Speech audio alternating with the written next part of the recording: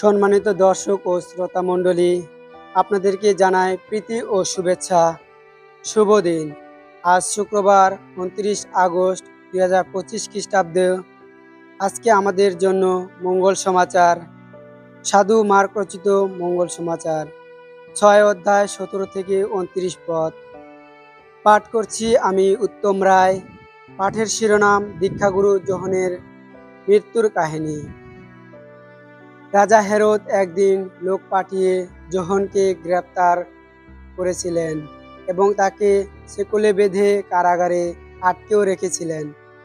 আর তা তিনি করেছিলেন নিজের ভাই ফিলিপের স্ত্রী সেই হেরোদিয়ার মুখ চেয়ে, যে হেরোদিয়াকে তিনি বিয়ে করেছিলেন। কেননা যোহন হেরোদকে বারবার বলেছিলেন, আপনার কিন্তু নিজের ভাইয়ের স্ত্রীকে ভোগ করার অধিকার নেই। তাই যোহনের ওপর হেরোদিয়া একটি আক্রোশ ছিল। যোহনকে হত্যা করার ইচ্ছাও তার ছিল, কিন্তু তা করা তার পক্ষে সম্ভব হচ্ছিল না। কেননা হেরোদ যোহনকে সম্ভ্রম করতেন।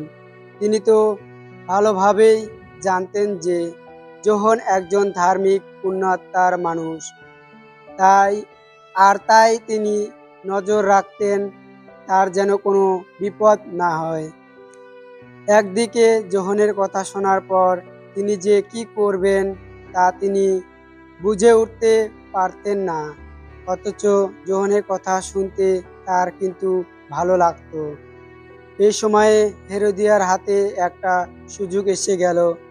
হেরোদ নিজের জন্মদিনে তার যত পদস্থ সভাসদ, যত সভাপতি এবং গালিলিয়ার যত গণ্যমান্য লোকের জন্য একটি ভোজসভার আয়োজন করলেন।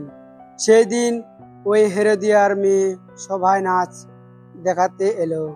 সে হেরোদ ও তার অতিথিদের এমন আনন্দ দিল যে তারা তরুণীকে বললেন, তোমার যা ইচ্ছে আমার কাছে চাও, তোমাকে তাই দেব।